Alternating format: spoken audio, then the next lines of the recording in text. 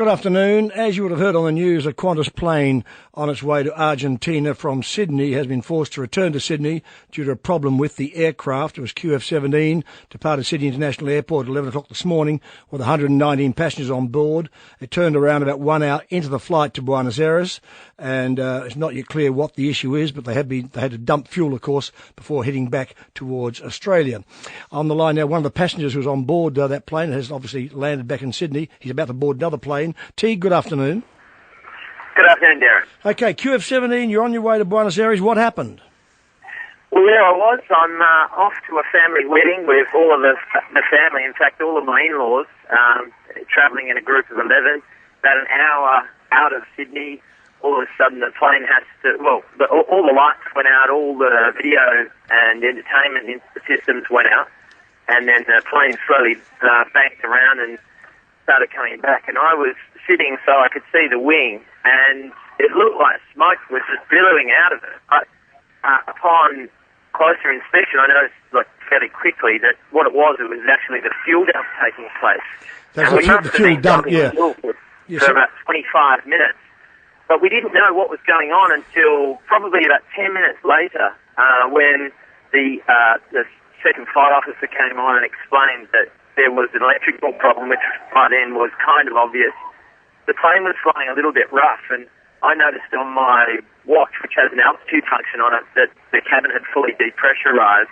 And afterwards, once we'd actually landed, the landing was perfect, and everything went smoothly from there. It's just there was a degree of uncertainty, not knowing exactly what the problem was, and everybody was very happy to touch the ground.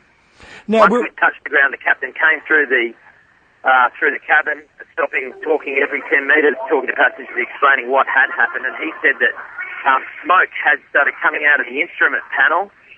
Obviously, that electrical problem, that had to switch all systems down and then go through their emergency procedures before dumping fuel so that they could actually land. Okay, so that was the word we were getting, was that there was smoke in the cockpit, so that the captain has confirmed that. Yes, so the captain came and spoke to us and said, yes, smoke was coming out of their instrument panel, and it was necessary as part of company procedures to land the aircraft straight away. Were you scared at any time?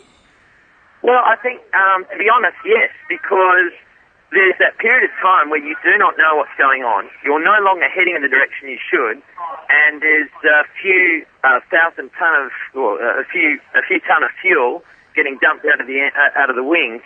You know that something's simply not right, and in fact, we never heard the electric motors kick in for the landing gear, and that was my fear. I thought that we might have had to have landed without the landing gear, but I'm pretty sure they must have deployed them through manual systems, because you heard them engage, but you didn't hear the usual engines or the motors that deploy the landing gear. Right. But once we had a smooth, soft landing, I was very, very happy.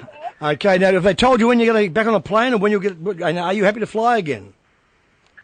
There were a lot of people actually saying that they were very concerned that it's yet another Qantas problem, and most of the passengers are very annoyed.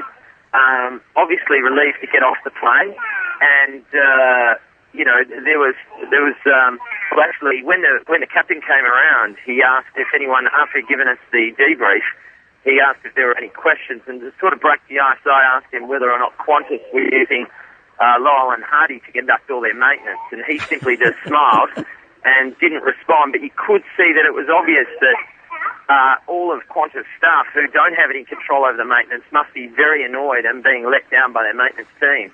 Well, it's about the sixth mishap in about 10 or 12 days, so it doesn't look good for the airline, especially in the week that they're celebrating their 90 years in the air. The good news is, of course, they've never had a fatal crash in 90 years, but the actual way they had staff handle it, you were impressed with that or not impressed?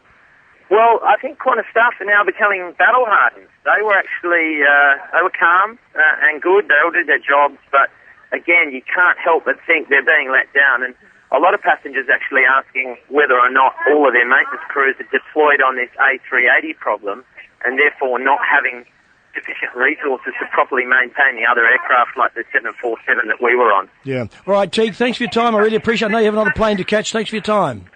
Good on you, Derryn. Bye-bye. Bye-bye. That's passenger on board QF17. The joke going now around now, of course, is the Qantas A380s are now called the Qantas A180s. They take off, they go for 10 minutes, then they do a 180-degree turn, and they go back to where they started from.